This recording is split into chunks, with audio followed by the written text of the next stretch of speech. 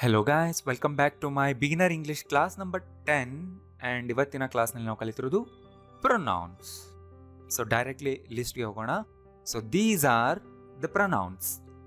I, you. You ಅಂದರೆ ಇಲ್ಲಿ ನೀನು ಆರ್ ನೀವು. ನಾವು ಕನ್ನಡದಲ್ಲಿ ಒಬ್ಬರಿದ್ದಾಗಲೂ ರೆಸ್ಪೆಕ್ಟ್ಫುಲ್ ಆಗಿ ಅವ್ರಿಗೆ ನೀವು ಅಂತೀವಿ. ಬಟ್ ಇಂಗ್ಲೀಷ್ನಲ್ಲಿ ಅದಕ್ಕೋಸ್ಕರ ಬೇರೆ ವರ್ಡ್ ಇಲ್ಲ, ಯು ಅಷ್ಟೇ. You are my teacher, you are my principal, you are my father, you are my friend, right? We, they, he, she, it. And you ನೋಡಿ, this, that, these, those. ಈಗ already ಈ 4 ಪ್ರೊನೌನ್ಸ್ನ ಕಲ್ತ್ಬಿಟ್ಟಿದ್ದೀವಿ. ಇವತ್ತು ನಾವು ಉಳಿದಿರುವ ಪ್ರೊನೌನ್ಸ್ನ ಕಲಿಯೋಣ. So pronoun ಅಂದರೆ ಏನು? ನಾನು ತುಂಬ ಗ್ರಾಮ್ಯಾಟಿಕಲಿ ಡೀಪಾಗಿ ಹೋಗಲ್ಲ. ನೋಡಿ, ಇಲ್ಲಿ ಒಬ್ಬರ ಅಥವಾ ಒಂದು ವಸ್ತುವಿನ ಹೆಸರಿನ ಬದಲಾಗಿ, ಅದಕ್ಕಿರುವ ಹೆಸರಿನ, ಅವರಿಗಿರುವ ಹೆಸರಿನ ಬದಲಾಗಿ ಯೂಸ್ ಮಾಡೋ ವರ್ಡ್ಸ್ ಆರ್ ದ ಪ್ರೊನೌನ್ಸ್. ಕನ್ವೀನಿಯಂಟ್ಗೋಸ್ಕರ ಅಲ್ವಾ? ಇವುಗಳಿಂದ ಸೆಂಟೆನ್ಸ್ನ ಸ್ಟಾರ್ಟ್ ಮಾಡ್ತೀವಿ. ಇವು ಸೆಂಟೆನ್ಸ್ನ ಬಿಗಿನಿಂಗ್ನಲ್ಲಿ ಮಾತ್ರ ಬರುತ್ತೆ, ಸೆಂಟೆನ್ಸ್ನ ಎಂಡಲ್ಲಿ ಬರಲ್ಲ. ಈ ಪಾಯಿಂಟ್ ನೆನ್ಪಿಟ್ಕೊಳ್ಳಿ, ಬರ್ಕೊಂಬಿಡಿ. The pronouns come in the beginning of the sentence, not at the end. And ನಮಗೆ ಈಗ ಆಲ್ರೆಡಿ ಈ 4 ಪ್ರೊನೌನ್ಸ್ ಪರಿಚಯ ಆಗಿದೆ, ತುಂಬ ಸೆಂಟೆನ್ಸ್ ಮಾಡಿದ್ದೀವಿ. ದಿಸ್ ಜೊತೆ ಯಾವಾಗಲೂ ಇಸ್ ಇರುತ್ತೆ. ನಮ್ಮ ಹತ್ತಿರದಲ್ಲಿರೋ ಒಂದು ವಸ್ತುನ ಗುರುತಿಸೋದಕ್ಕೆ ಯೂಸ್ ಮಾಡ್ತೀವಿ. This is a phone. That ಜೊತೆ ಕೂಡ is, that is an accident. These and those plurals ಜೊತೆ. These are phones, those are laptops. Right? ಇಷ್ಟು ಗೊತ್ತಾಗಿದೆ ನಮಗೆ ಈಗ ಆಲ್ರೆಡಿ. ಉಳಿದ ಪ್ರೊನೌನ್ಸ್ ಯೂಸ್ ಮಾಡ್ಕೊಂಡು ಈಗ ಸೆಂಟೆನ್ಸ್ ಮಾಡೋಣ.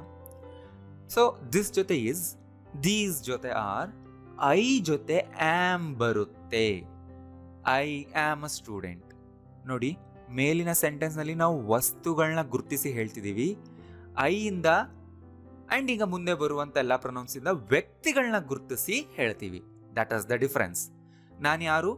ಇಲ್ಲಿ ನೋಡಿ, ನನ್ನ ಐಡೆಂಟಿಟಿ ಹೇಳ್ತಿದ್ದೀನಿ. ನಾನು ಯಾರು? I am a student. ಇಲ್ಲೂ ಕೂಡ ನಾನು ಗುರುತಿಸಿ ಹೇಳೋದ್ರಿಂದ ಆರ್ಟಿಕಲ್ ಯೂಸ್ ಮಾಡಲೇಬೇಕು. ಮೇಲೆ ಇರುವ ಸೆಂಟೆನ್ಸ್ ಥರಾನೇ ಇಲ್ಲೂ ಕೂಡ ಬೇಕು article. I am a student, I am a teacher, I am an engineer. Right? A ಆನ್ಗೆ ಹೇಳ್ಕೊಟ್ಟಿರೋ ರೂಲ್ಸ್ ಈಗಲೂ ಇನ್ನು ಮುಂದೆನೂ ಕೂಡ ಅಪ್ಲೈ ಆಗುತ್ತೆ. ಆಲ್ ರೈಟ್, ಅಬ್ಸರ್ವ್ ಮಾಡ್ಕೊಂಡು ಹೋಗಿ. ಯುಗೆ ಆರ್ ಇರುತ್ತೆ. ಯು ಪ್ಲೂರಲ್ ಅಲ್ಲ ಅಂದ್ರೂ ಕೂಡ ಯು ಆರ್ ಅನ್ಬೇಕು. ಯು ಆರ್ ಅ ಟೀಚರ್ ಅಂದರೆ ನಾನೀಗ ನಿನ್ನನ್ನು ಗುರುತಿಸಿ ಹೇಳ್ತಾ ಇದ್ದೀನಿ, ನೀನು ಟೀಚರ್, ನೀನೊಬ್ಬ ಟೀಚರ್. ವಿಗೆ ಕೂಡ ಆರ್, ಯಾಕೆಂದರೆ we plural. We are students. ಇಲ್ಲಿ ಎ ಆರ್ ಆನ್ ಬೇಕಾಗಿಲ್ಲ, ರೂಲ್ಸ್ ನೆನಪಿದೆ ಅಲ್ವಾ? ದೇ ಕೂಡ ಆರ್ ಜೊತೆ ಇರುತ್ತೆ, ಯಾಕೆಂದರೆ ಪ್ಲೂರಲ್. They are teachers. ಹೀಗೆ ಇಸ್ ಇರುತ್ತೆ. He is a manager. She is an engineer. It is a dog. All right? So careful ಆಗಿ ಕೇಳಿಸ್ಕೊಳ್ಳಿ. These are the pronouns. ವಸ್ತುಗಳನ್ನ ಆ್ಯಂಡ್ ವ್ಯಕ್ತಿಗಳನ್ನ ಹೆಸರಿನ ಬದಲಾಗಿ ಅವುಗಳನ್ನ ಗುರುತಿಸಿ ಹೇಳೋದಕ್ಕೆ ಯೂಸ್ ಮಾಡೋ ವರ್ಡ್ಸ್. ಇವುಗಳನ್ನ ನಾವು ಲಿಂಕಿಂಗ್ ವರ್ಡ್ಸ್ ಅಂತ ಕರಿತೀವಿ. ಇಷ್ಟು ನೆನ್ಪಿಟ್ಕೊಳ್ಳಿ. ಆ್ಯಂಡ್ ಈ ಸೆಂಟೆನ್ಸ್ಗಳಿಂದ ನಮಗೆ ಗೊತ್ತಾಗ್ತಿದೆ ಅದು ಏನು, ಅವ್ರು ಯಾರು, ನಾವ್ಯಾರು, ಅವನು ಯಾರು, ಇವನು ಯಾರು ಅಂತ. ಈ ಸ್ಟೇಟ್ಮೆಂಟ್ಗಳಲ್ಲಿ ನಾವು ಸಬ್ಜೆಕ್ಟ್ನ ಇಂಟ್ರೊಡ್ಯೂಸ್ ಮಾಡ್ತಿದ್ದೀವಿ. ರೈಟ್? ಸಿಂಗ್ಯುಲಾರ್ ಇದ್ರೆ ಆರ್ಟಿಕಲ್ ಜೊತೆಗೆ ನೌನ್ ಇರಬೇಕು. ಪ್ಲೂರಲ್ ಸಬ್ಜೆಕ್ಟ್ ಜೊತೆ ಎ ಆರ್ ಆನ್ ಬರಲ್ಲ, ಜಸ್ಟ್ ಪ್ಲೂರಲ್ ನೌನ್ ಮಾತ್ರ ಇರುತ್ತೆ. ಗೊತ್ತಾಯ್ತಲ್ವಾ ಅದು ನಿಮಗೆ? ಎಕ್ಸಾಂಪಲ್ಸ್ ನೋಡೋಣ. I am a student. ನಾನು ಸ್ಟೂಡೆಂಟ್ ಅಂತ ನೀವು ಹೇಳಬೇಕು. ಅವ್ರ ನಾನೊಬ್ಬ ಸ್ಟೂಡೆಂಟ್ ಅಂತಾನು ನೀವು ಹೇಳಬಹುದು. ಸ್ಪೋಕನ್ ಕನ್ನಡದಲ್ಲಿ ಇದೇ ಥರ ತುಂಬ ಯೂಸ್ ಮಾಡ್ತೀವಿ. ನಾನು ಸ್ಟೂಡೆಂಟ್ ಅಂತೀವಿ ಆ್ಯಂಡ್ ನಾನು ವಿದ್ಯಾರ್ಥಿ ಅನ್ಬೋದು. ಆ್ಯಂಡ್ ನಿಮಗೆ ರಿಲೇಟಬಲ್ ಆಗಿರಲಿ, ಸ್ಪೋಕನ್ ಕನ್ನಡದಲ್ಲಿ ವಿದ್ಯಾರ್ಥಿನಲ್ಲ, ಇಂಗ್ಲೀಷ್ ವರ್ಡ್ಸ್ನ ಯೂಸ್ ಮಾಡ್ತೀವಲ್ವಾ, ಅದೇ ಥರ ನಾನು ಇಂಗ್ಲೀಷ್ ವರ್ಡ್ಸ್ನ ಯೂಸ್ ಮಾಡ್ಕೊಂಡು ಹೋಗ್ತೀನಿ. ಅದು ತುಂಬ ಡೀಪಾಗಿ ನೀವು ಈ ವರ್ಡ್ಗೆ ಇಂಗ್ಲೀಷ್ನಲ್ಲಿ ಇದಂದರೆ ಕನ್ನಡದಲ್ಲಿ ಏನು ಹೇಳಬೇಕು ಅಂತ ತುಂಬ ಡೀಪಾಗಿ ಹುಡ್ಕಕ್ಕೆ ಹೋಗ್ಬೇಡಿ. ನೀವು ಇಂಗ್ಲೀಷ್ ವರ್ಡ್ಸ್ನೇ ಕನ್ನಡದಲ್ಲೂ ಯೂಸ್ ಮಾಡ್ತಿದ್ರೆ ಬರೆಯೋವಾಗಲೂ ಅದನ್ನೇ ಬರೀರಿ, ನೋ ವರೀಸ್. ಬಿಕಾಸ್ ನಮ್ಮ ಫೋಕಸ್ ಎಲ್ಲ ಕರೆಕ್ಟ್ ಇಂಗ್ಲೀಷ್ ಸೆಂಟೆನ್ಸ್ ಮೇಲೆ ಇರಬೇಕು. ಇಂಗ್ಲಿಷ್ ಸೆಂಟೆನ್ಸ್ನ ಕಲಿತಿದ್ದೀವಲ್ವಾ, ಅದರ ಮೇಲೆ ಫೋಕಸ್ ಮಾಡಿ. You are a student. He is a student. She is a student. Kiran is a student. My brother is a student. We are students. We are students. We are a students alla ನೆನ್ಪಿಟ್ಕೊಳ್ಳಿ. They are students. Ravi and Kiran are students. ಇಬ್ಬರಿದ್ರೆ ಕೂಡ plural, right? ಈಗ video pause ಮಾಡಿ ನೀವೇ ಒಂದ್ಸರಿ repeat ಮಾಡಿ English ಸೆಂಟೆನ್ಸ್ಗಳನ್ನ, ಎಲ್ಲ ಪ್ರತಿ ವರ್ಡ್ನು. ಸೊ ಇಲ್ಲಿ ನಾವೇನು ಮಾಡ್ತಾ ಇದ್ದೀವಿ, ವ್ಯಕ್ತಿನ ಗುರುತಿಸಿ ಹೇಳ್ತಾ ಇದ್ದೀವಿ ಅವ್ರೇನಾಗಿದ್ದಾರೆ ಅನ್ನೋದನ್ನ. ಆಲ್ ರೈಟ್, ಅದೇ ಥರ ಕಂಟಿನ್ಯೂ ಮಾಡೋಣ. I am an engineer. You are an engineer. He is an engineer. She is an engineer. Seema is an engineer. My father is an engineer. We are engineers. They are engineers. Ravi and Kiran are engineers. Right? And ಇಲ್ಲಿ ನೋಡಿ, my father is an engineer ಅಂತ ಬಂತು. ಅದೇ ಥರ ನೀವು ತುಂಬ ಸೆಂಟೆನ್ಸ್ನ create ಮಾಡಿ. My mother is, my brother is, my sister is, my cousin is, my uncle is, my aunt is. ಅದೇ ಥರ ನೀವೇ ಮಾಡಬೇಕು, right? I am a student. I am not a student. ನೀವು ನಿಮ್ಮನ್ನು ಇಂಟ್ರೊಡ್ಯೂಸ್ ಮಾಡ್ಕೊಳ್ತಿದ್ದೀರಾ, ಐ ಆಮ್ ಅ ಸ್ಟೂಡೆಂಟ್. ನೀವು ಅದಾಗಿಲ್ಲ ಅಂದರೆ I am not a student ಅಂತಾನೆ ಹೇಳಬೇಕು. ಎರಡರಲ್ಲೂ ಎ ಇರಲೇಬೇಕು. ನೀವು ಏನಾಗಿದ್ದೀರಾ ಅಂತ ಹೇಳೋವಾಗ್ಲೂ, ನೀವೇನು ಆಗಿಲ್ಲ ಅಂತ ಹೇಳೋವಾಗ್ಲೂ, ರೈಟ್? ಯಾರ ಬಗ್ಗೆ ಆದರೂ.